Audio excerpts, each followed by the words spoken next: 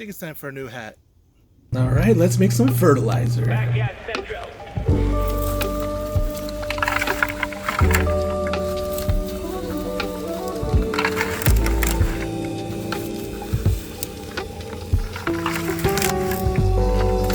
One of these mornings. Let's go.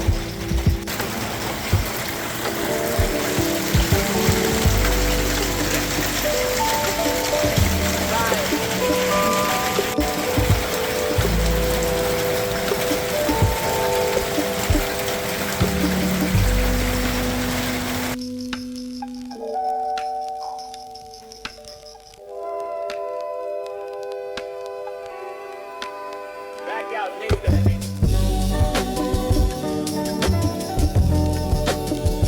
Alright, so far everything's pretty much been natural. These are the only things you really need to buy. These are the only things I buy for this. But actually there's one more thing that's missing. Alright, so dollar store, man. I never knew, but dollar store, even though it's not really the dollar store anymore, they sell these little sardines. So sometimes you can get them on sale if they're cheap.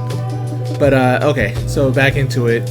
This is essentially everything I need. This is stuff from like aquarium gardening. I do a lot of things. I incorporate a lot of things from having other animals like fish, reptiles. I've had reptiles, but this is pretty much one of those things that puts air into the fish tank. And then you take these guys. These are the bubblers. These go in the bottom of the tank. If you ever look at a tank and you see all those bubbles going up to the top, that's what's adding oxygen into the tank. Fish actually breathe oxygen. It's weird, even though they're underwater. But this is how you add oxygen. No different than how this adds oxygen to my fish tank. I have waterfalls and things like that. The water kind of pushes oxygen into the water. That's how oxygen gets into this pond, for instance. Even though that doesn't look like it's a lot, it is over time. And that changes based on how much the water level is. But this is just a little side effort. This is the sump, and it filters out all that nastiness. This is how I water my plants sometimes. But this water is so beneficial for planting in general, and that's kind of the concept in a way. Like waste, anaerobic, like there's a cycle that happens, and this is what we're going for with this fertilizer we're making. But I digress. I can sit here and talk science all day, but ultimately this is what the things that I'm using to make this fertilizer. And if you're not using sardines in your garden, you're missing out. And I don't know if you've ever heard of fish fertilizer or fish emulsion. That's essentially what this turns into, and you can add this directly to your garden, even underneath things like tomatoes and things that really want that nutrient. Fish are really magical for the world in general. It's crazy, super healthy for all of us. The majority of this stuff I already had, and this is stuff that if I did buy anything, it's like a one-time purchase for the most part. We used rainwater, we used weeds and scraps from around the garden. If you find these barrels, they're super cheap, so it really doesn't cost a whole lot, but again, these are a lot of one-time uses. This is the air tubing, so essentially what we're gonna do is hook up this little pump down here. It's gonna push oxygen into these barrels that are now filled with highly oxygenated water from the rain, and also scraps that will break down into a fertilizer, a liquid fertilizer over time. And pretty much I turn this on like a week before I decide that I need to fertilize. The broken down materials add a fertilization. The little sardines will break down and create emulsion, or I'm sorry, fish fertilizer basically. And then this water is super oxygenated from me pumping air into it. Doesn't that just look gross? And it will be kind of smelly at first, and that kind of goes away to me anywhere. Maybe I get used to it, I don't know. Let's get these assembled. This is as many little pointy bits that these have on there, these outlets.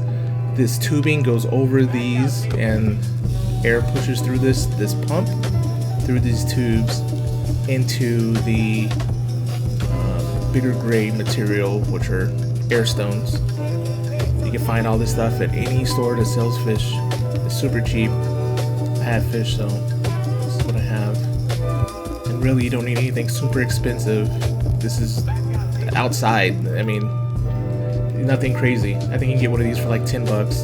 These were maybe $5 a piece. The tubing, I mean, maybe another 10 bucks or so. And you just connect one end to the air pump and one end to the air stone. I pretty much get the larger ones. But you know what, as I'm doing this, I'm thinking about it, and I gotta do something else first, so they'll work as well. Alright, so this is where I was messing up, because you have to pretty much put a hole through the top. You just drop it in like this. I can't put that big stone through the top, so what you have to do is put the stone in first, and then you have to feed the hose through that hole. And let me just show you. See that agitation? It'll start bubbling and pushing oxygen, kind of getting things going. And this has a dial on it, and I can push more air to it. I pretty much crank it all the way up. It doesn't use a whole lot of power. I think these are either 6 watts or 65 watts. Something minimal, nothing crazy. No more than a computer at the most, not even that. But look at all those bubbles. Look at it doing its thing. You see all that? That's the agitation that's adding oxygen to this fertilizer. Super packing. You don't even have to do all this. You could do this just with the weeds. This is just extra. Alright, so I put it through the top. I just want to show you. Take a look at what it looks like now. We're still getting that agitation. I always want to check things before. This thing is heavy, it goes to the bottom. Now, some people cut up these weeds more so that it breaks down faster. For me, I don't care. I can still get it out of here. So, to each your own. You can do whatever way you want to. This isn't a you have to do it this way type of video. I'm just giving you some ideas on what I do. Then we just put the lid on and close it up.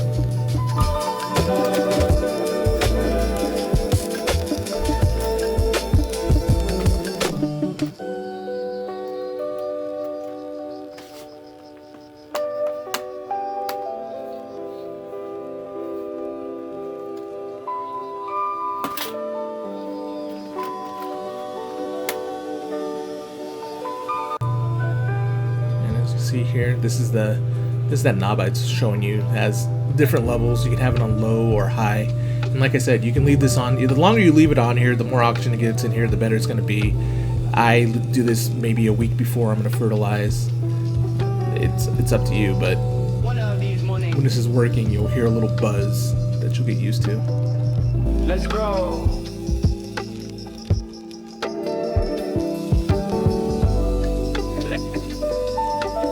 Rinse and repeat on this guy. I was able to get like 4 barrels of rainwater. This one has even less cut up material, so it is kind of annoying in a way, depending on what you want to do, but it works. I mean, this will break down eventually the longer I leave it, and the longer you leave it, the more bacteria you're gonna get. So I just want to put it down here, and I'm always verifying everything, making sure that I'm getting a nice flow. And I'm going to stir this up just a little bit, as well as use this to make sure we get to the bottom. This side I really didn't break anything down. It just takes longer is all that happens. It's not like it's a bad thing per se, but it will take longer for this stuff to break down the thicker that you have. You want to use it as a liquid, you don't want to use it as a solid.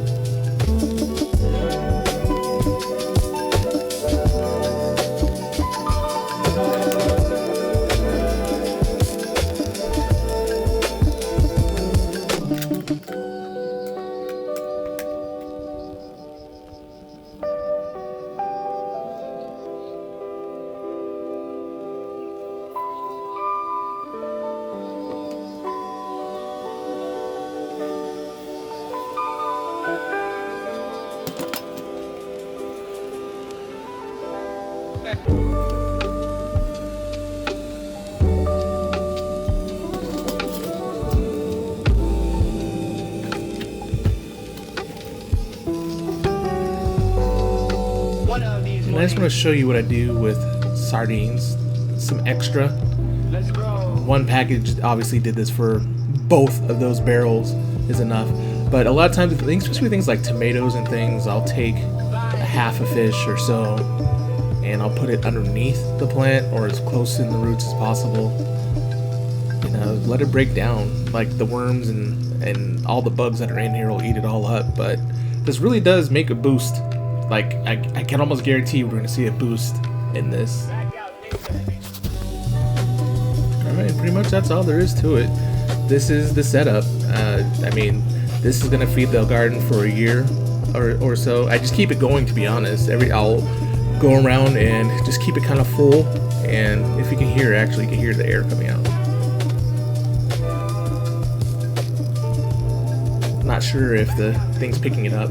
Alright, so it's been at least a couple days. Let's take a look at what it looks like.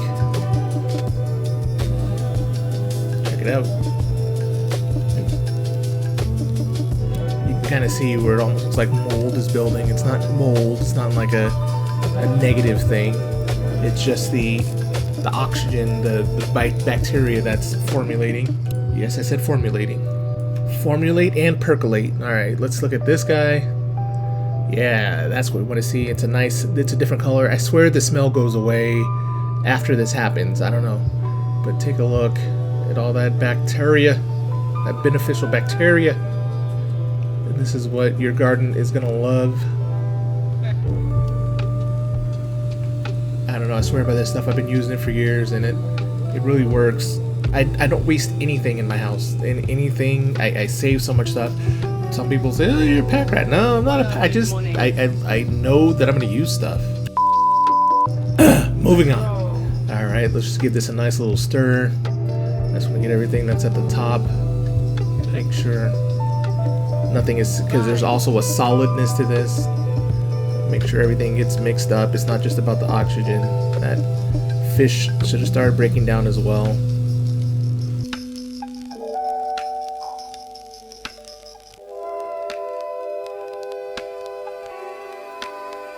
Like, just look at that. All that is beneficial. All that whiteness. That's what you want to see.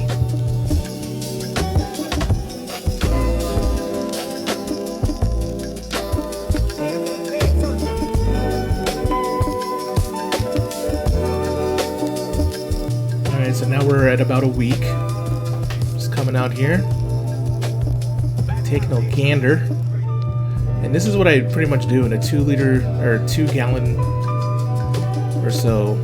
I'll add about this much or so to that. Look at that color. I really don't smell anything. I don't know if I'm used to it again, but I don't smell anything. And I'm going to add this to this 2 gallon water bottle or water barrel, whatever water thing. And you really can change the potency on this depending on it. I wouldn't do it 1-to-1 type of thing. I don't know, a couple cups per gallon. I'm sure it just varies per the plant. Some things are really hungry plants, like so my bananas or tomatoes I'll give more of this solution for, and probably less for something like an avocado, mango, things like that. Citrus are kind of hungry as well, so it really varies. You got to figure out what type of plant it is. The most that I put in here though is just one of these cups full per 2 gallon. I really don't know the measurements on it exactly. I'm gonna have to look.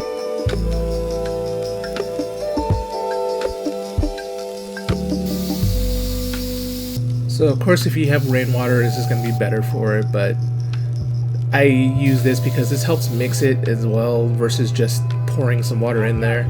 This pressure allows everything to mix so I don't have to shake everything. So I do use the water from the hose. I do have a filter on my hose as well, but to each their own. You can use regular water and it works fine. But let's do it. Let's go water. So because I think of this as a fertilization, what I generally do is I'll water everything first, regular water, and then I'll add some of this to that after, rather than just use this only to water. Maybe not so much when it comes to like the bananas or something that's super hungry, but I do want to make sure everything's wet first before I do this. So I mean, it's probably fine either way, but it's just me being a worrywart. Maybe I'm over babying it. And this is so much better than like that Jax 2020 or whatever the case is, that blue stuff. This isn't gonna just like, if you use that blue stuff too much, what happens is you'll kill off a lot of the bacteria. This way of fertilizing is adding that bacteria to it. So, I mean, pros, cons. There's no real con to this unless you can overdo it. But I don't do that.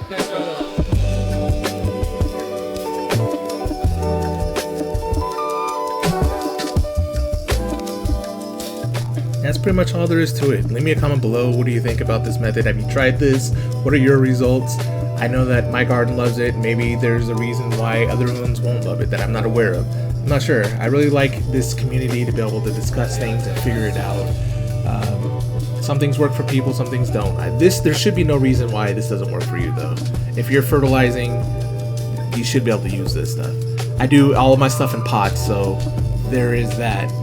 But at any rate, one of these mornings you're gonna have to get out of here and do some gardening. Let's grow.